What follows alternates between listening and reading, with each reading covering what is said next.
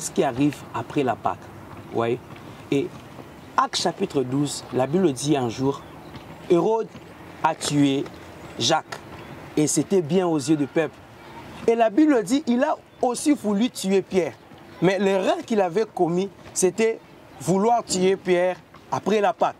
Et la Bible est en train de dire, puisqu'il voulait tuer Pierre après la Pâque, or après la Pâque, on ne doit plus tuer Pierre. Après la Pâque, le diable n'a plus de pouvoir sur toi. Après la Pâque, la mort n'a plus de pouvoir sur toi. Lorsque nous fêtons la Pâque, lorsque la Pâque arrive, j'aimerais dire à une personne, écoute-moi très bien aimé dans le Seigneur, que nous sommes au bon moment de vivre une vie de surnaturel, une vie de paix. Quand le Seigneur Jésus-Christ est apparu après la Pâque, il est venu aux disciples, ils étaient attristés, ils pleuraient. Et quand le Seigneur Jésus-Christ est entré dans la porte et est entré dans la maison, il a dit Shalom, que la paix du Seigneur soit avec vous. J'aimerais dire à une personne, partout où vous vous retrouvez, Shalom, que la paix de Dieu entre dans vos maisons, que la paix de Dieu entre dans vos travails, que la paix de Dieu entre dans vos mariages, que la paix de Dieu visite, et la Bible dit, que la paix de Dieu surpasse toute connaissance. Qu'est-ce que le médecin a dit? Qu'est-ce que les hommes ont dit? Quelles sont les lois familiales? Quelles sont les lois établies sur ta vie?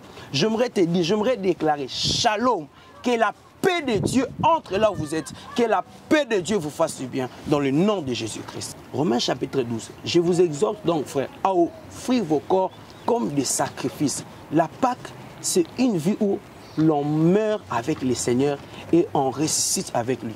Le péché, la jalousie, la colère, toutes ces choses, l'impudicité, la cupidité, mourrez avec ces choses et ressuscitez avec la sainteté, la sanctification, la piété, la justice de Dieu.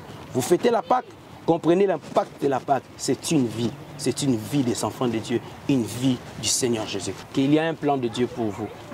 Que vous fêtiez la Pâque, que vous ne fêtiez pas la Pâque, Dieu a un plan pour vous. Le salut, c'est pour l'humanité. Et quiconque croit verra ce salut.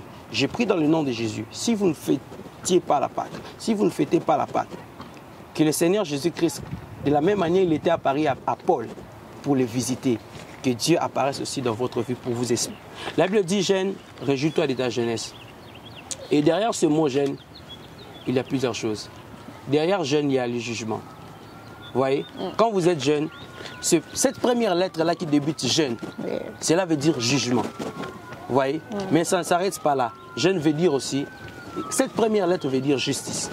Lorsque vous êtes jeune, soyez conscient du jugement de Dieu et vivez dans la justice de Dieu. Et le J là, c'est aussi le Seigneur Jésus-Christ. C'est vivez comme le Seigneur Jésus-Christ. Vous êtes jeune, écoute, Jésus-Christ, à quel âge il avait commencé son ministère? À l'âge de 30 ans. C'était encore un jeune homme. Et tu es jeune, tu peux faire comme le Seigneur Jésus. Jésus, il a sauvé le monde. Tu peux sauver ta famille, tu peux sauver tes amis. Donne ta vie à Jésus, reçois Jésus et le Seigneur te fera un jeune qui a de la valeur aux yeux des hommes. Dans l'Ancien Testament, Dieu a dit, Exode chapitre 12, Dieu a dit que le jour de la Pâque, ce sera le premier jour du mois. C'est-à-dire quoi? Lorsque la Pâque arrive, elle nous amène le prémisse de Dieu. La Pâque nous amène la première bénédiction de Dieu, selon l'Ancien Testament, vous voyez, la victoire. Et c'est la sortie d'un peuple qui était dans l'esclavage, vous voyez. Ça, c'est dans l'Ancien Testament. Maintenant, l'impact, le valeur, la vie que la Pâque du Nouveau Testament nous apporte, c'est d'abord la vie de la résurrection. Vous voyez, le Seigneur Jésus-Christ est ressuscité. Alors la Bible dit, nous sommes ressuscités avec lui. Vous voyez. Et si vous lisez la parole de Dieu dans Jean chapitre 20, quand le Seigneur Jésus-Christ était ressuscité, il est apparu à Marie, mais Marie n'a pas reconnu le Seigneur Jésus-Christ. Vous voyez? Donc, la vie de la résurrection nous amène une autre vie que le monde ne peut pas reconnaître, seuls les enfants de Dieu. Nous, l'Église, on doit fêter la Pâque qui est dans le Nouveau Testament, là où nous célébrons la victoire de la mort, là où notre Seigneur Jésus-Christ a vaincu la mort. Cette Pâque que nous sommes en train de parler, ce n'est pas simplement une histoire où l'on parle la Pâque à gauche, la Pâque à droite, les gens sont en train de fêter, les gens... C'est au-delà d'une commémoration, c'est la vie de la victoire. C'est la vie de la résurrection que nous devons vivre chaque jour. Lorsque nous commémorons cette Pâque, cette mort, cette résurrection de notre Seigneur Jésus-Christ, on doit se dire, si hier les choses étaient mortes dans ma vie, puisque le Seigneur est ressuscité aujourd'hui, tout ce qui était mort sont ressuscités.